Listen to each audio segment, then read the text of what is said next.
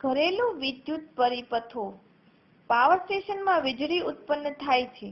Power સ્ટેશનમાંથી આ વીજળી જમીનમાં પાથરેલા તાંબાના જાડા તાર અથવા થાંભલા ઉપરના તાર દ્વારા પણ આપણા ઘરમાં પહોંચે છે. ઘરમાં આ વિદ્યુત દરેક જગ્યાએ કેવી રીતે પહોંચે છે તે આકૃતિમાં દર્શાવ્યું છે. ઘરમાં આવતા વાયરમાંથી એક વાયર લાલ રંગના અવાહક પડવાળો હોય છે, જે લાઇવ વાયર તરીકે ઓળખાય છે. બીજો વાયર કાળા રંગના અવાહક પડવાળો હોય છે, જે નેચરલ વાયર તરીકે ઓળખાય છે. આ બે વાયરો વચ્ચેનો વિદ્યુત સ્થિતિમાનનો તફાવત 220 વોલ્ટ જેટલો હોય છે. આ તારમાં વહેતો પ્રવાહ એસી હોય છે, જેની આવૃત્તિ 50 હર્ટ્ઝ છે. અન્ય દેશો જેમ કે અમેરિકામાં આ વોલ્ટેજ 110 વોલ્ટ એસી અને 60 હર્ટ્ઝ આવૃત્તિવાળો હોય છે. આ બંને વાયરો ઘરના ઇલેક્ટ્રિક બોર્ડમાં ગોઠવેલા મુખ્ય ફ્યુઝમાંથી મીટરમાં પસાર થઈ મુખ્ય સ્વિચબોર્ડ સુધી આવે છે.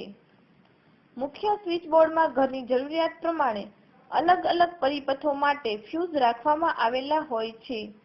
ત્યાંથી આ વાયરો ઘરમાં જુદી જુદી જગ્યાએ જાય છે. આ વાયરો ઘરમાં બે જુદા જુદા પ્રકારના પ્રવાહો લઈ જાય છે. એક 15 એમ્પિયરના પ્રવાહની લાઇન, જે વધુ પાવર રેટિંગ વાળા વિદ્યુત ઉપકરણો સાથે જોડેલ હોય છે.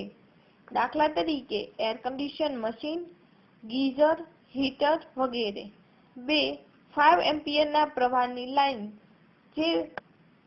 જે પાવરવાળા વિદ્યુત ઉપકરણ સાથે જોડાયેલ હોય છે.